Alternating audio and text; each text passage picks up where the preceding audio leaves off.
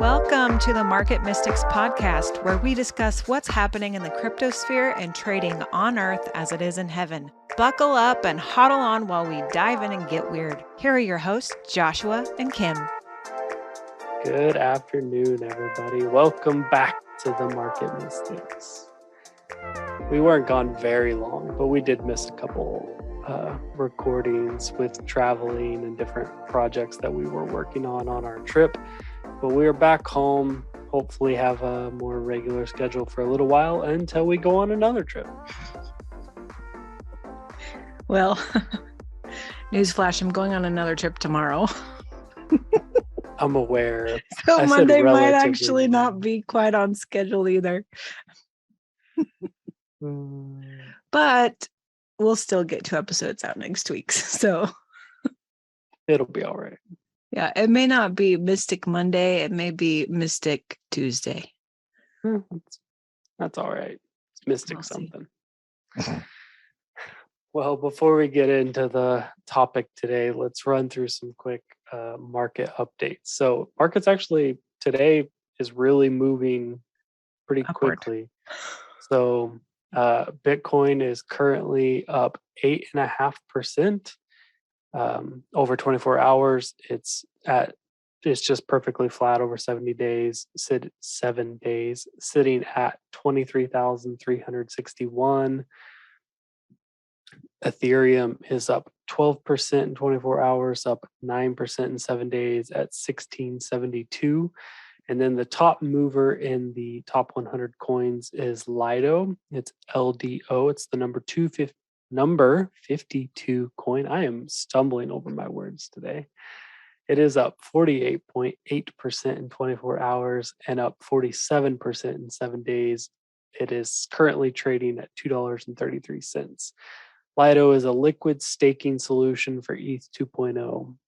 So essentially, they're trying to help people stake ETH 2.0 and not have their money just permanently locked away until the new project comes out. So offering some liquidity in that realm. So I would also like to mention that between the time I wrote down those numbers, which was 20 minutes ago at most, Bitcoin is up another 1.5%. So it's currently at 10% up in 24 hours. So this morning, the market has really been moving relatively quickly. So if you were paying attention this morning, there's probably some really good opportunities.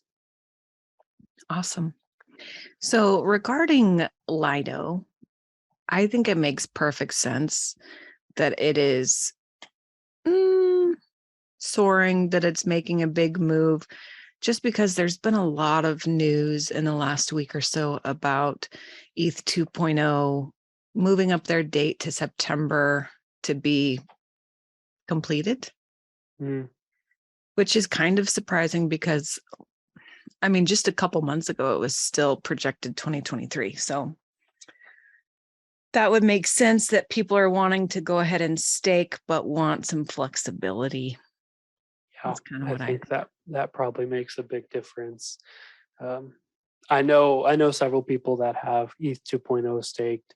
And currently, if you stake it directly with Ethereum or whatever exchange, you may be using it through, your money is just set there until 2.0 is fully released. And that, is raising her hand. So that definitely ties up funds for an undetermined amount of time. And that's, I think, really what is giving Lido. I think it seems like that's the entire purpose their coin was even created for, was just like, here's a solution for that problem. And I think that's great. It may not have long-term usability unless they're able to kind of rebrand, remarket what they're doing. But I think I love when people, see a problem and they're like, hey, we can solve that using this and this. And I think that's it's a great tool to have, rather than, we have things like Shiba that are just pointless fun coins. Here's a coin that's doing something purposeful, and it may have the longevity of a meme coin, but at least it was serving like a really quality purpose while it was there. Right. Yeah. It'll be interesting to see if it can, I don't know, survive the release of 2.0. Yeah. Because it And I may mean, just be rendered maybe useless. I don't know. it's possible, but I mean, I suppose if they have a staking platform established, it's possible that people would still, it's almost like third party staking, like it's like pool staking. And that's uh yeah, it's an interesting model, and maybe they're able just to continue that. I don't know. Maybe so. Speaking of Ethereum, we've seen in the last, I don't know, a week or so, pretty much since this news has come out about ETH 2.0, or whatever the word is that they're using. They used 2.0 for too long, and it's stuck kind of whether they like it or not. Since the news has come out about ETH 2.0 moving up its release date, we've seen quite a move with Ethereum Classic, the coin ETC. I was trying to talk and look for it at the same time, which doesn't work very well for me. It's the number 20 coin currently, and is up 31.8% in 24 hours and 53.9% in 7 days. So it really has been moving in quite a big way. Yeah, and if you go to 14 days, it's over 100, right? I don't know. My front page doesn't show that. Yes, 14% is 161%, which is a very large move. Yeah, it's pretty significant. Mm-hmm.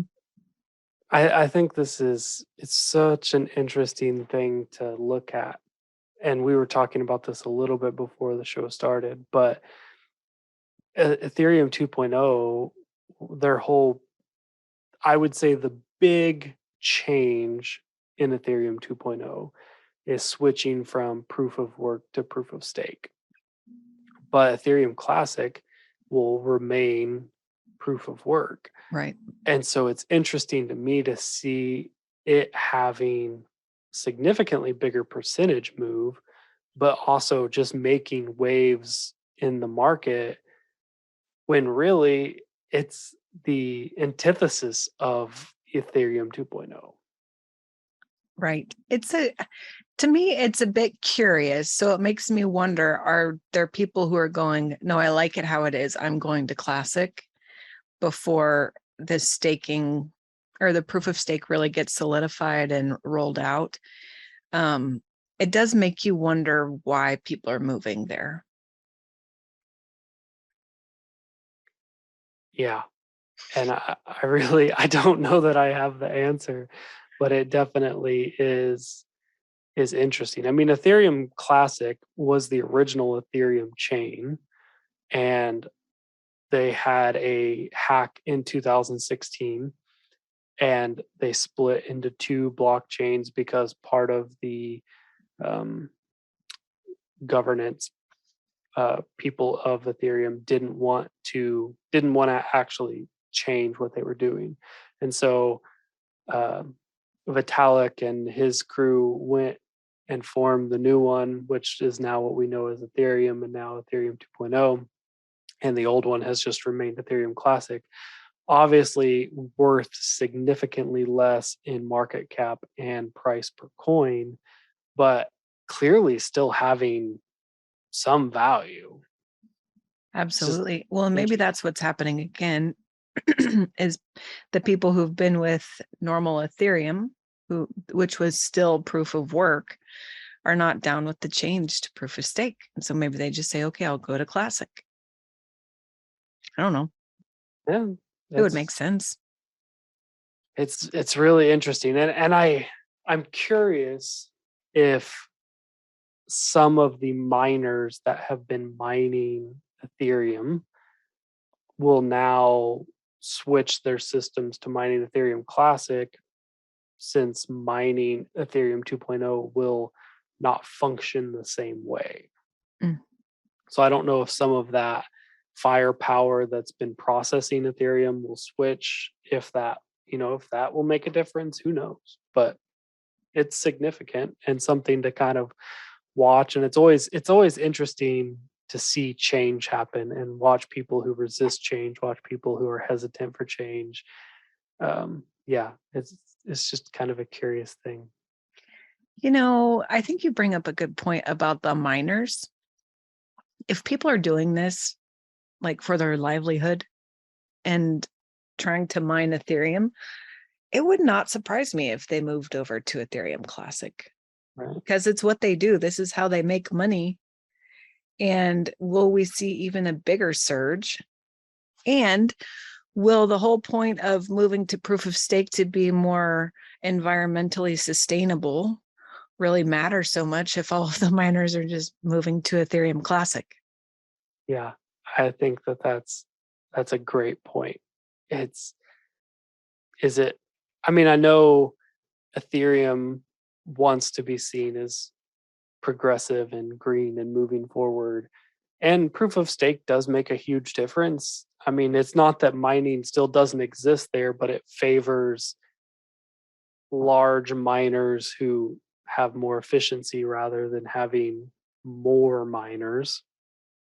Um, but yeah, I don't know. There's still more I think that will play out from this. I think so. Maybe we'll keep an eye on it and try to give updates as we find them, I suppose. That's right. I mean, September is a Not that month far and away. 3 days away. Yeah. Not So that far away. not even. Mm. Okay, let's shift gears. Like you said, we were away for a couple of episodes, like normally scheduled episodes. We're working on some projects in South Africa, which you guys already know about. And then we were traveling on Monday. But I want to talk about one of the projects that we are working with, but we got to spend some time with last week. And it actually has to do with crypto, which makes us very happy people. True. So there's a group that teaches these young kids to surf from this impoverished part of the community. They live in a township, which is kind of an informal settlement within the boundaries still of the normal town. But one of the things they do there too, and I don't know, can we say their name? Probably. I don't know. Sure. Okay. So within that same group is another organization called Bitcoin Akazi. And what they are doing is they're also teaching these kids finances. And they have Bitcoin and the kids have Bitcoin and they're learning to use them. But one of the really cool things that I admire wildly about this organization is that they're teaching kids how to use Bitcoin and have finances and manage finances. However, they've also partnered with different shops within the township to also accept Bitcoin as payment. So that doesn't mean that they're not accepting fiat money anymore, because they are, but it's like this parallel system. So you can either pay in Rand because it's South Africa, or you can pay in Bitcoin. And that is remarkable.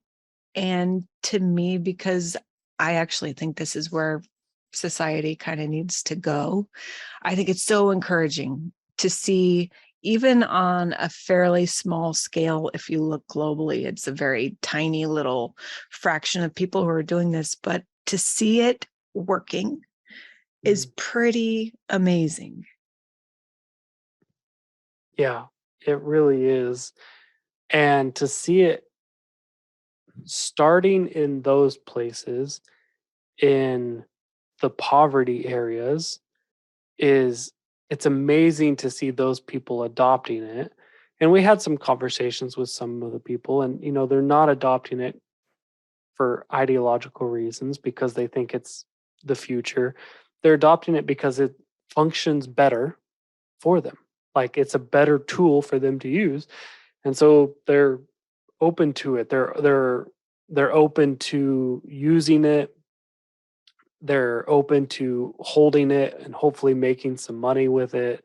So there's a lot of benefits for them that are outside of just it being a good idea. But it's really cool. We got an opportunity to go into some of the shops and spend some Bitcoin, some satoshis in there. That was really fun. We're hopefully going to have some content up soon. Maybe we'll post a little video or something about that trip. But also, the Bitcoin Akazi, if you look them up on social media, they posted a video already of us going on that tour and doing that. Mhm. So it's really just kind of a neat, a really cool thing that's going on that's serving a real purpose. Like it's not just, hey, this sounds like a fun idea, let's accept Bitcoin. Like they have no interest in doing something like that, but it's serving a real functional purpose in solving a problem for them. And that's really cool to see. Mhm. They told us the guy who leads all of this, who hopefully we'll be able to have on soon as a guest, but he was telling us that one of the last merchants that they had sign up, they had been talking to them, and they're like, no, no, no, no, I don't want to do it. And then they came to them, the merchant came back to them and said, okay, I want to do it now. And the thing that had changed is they had gotten robbed, Mm, and somebody came in and took all of their cash money. And they were like, well, if this was in digital form, then they wouldn't have been able to take anything. So that was right. like the tipping point for them. Again, just like you said, this isn't an ideological thing, which for me it would be, but for them, it's necessity. So if they can save their shop from being robbed by holding digital assets instead of physical ones, they're like, why wouldn't I do that? Yeah. That's it's just amazing. Like, we've talked for months about our vision for Bitcoin and our vision for helping steward a different financial system. But here's people that are really putting that into everyday practice. And it was such an honor to get to spend some time with them and learn from them and just see other people doing what we've been dreaming about. Yeah. Yeah. It was very cool. It was cool to see it in action. It was Mm, cool to be able to participate. And I kind of like the fact that it's not in, like, I don't know, normal, middle, upper class areas. I kind of like that it's starting from the places of necessity, because then it mm, shows that it actually has purpose. Like it's not value. just a fun thing to do. It's it's needed, it's necessary, it serves a real need, a real purpose. Yeah, that's really true. Mm. So, yeah, like you said, we're hoping to have the the man who's been kind of leading that charge on as a guest in the future. There's also another person we were connected with who we've known for a while, but got a little bit more connected with, who's in the States, who's had a history of trading on, in the stock markets, but kind of has just a really cool way that they function with money. And so we're kind of looking at bringing in some other people so you guys don't have to hear only our voices all the time, but just to get some fresh opinions, some different views, and just say, hey, like, what are you doing in this space? And that's yeah. So hopefully we'll be able to bring in some other mystical people, maybe some people who aren't as mystical, but just function in a cool way with finances. That's really what we're here to talk about. Trading on earth as it is in heaven.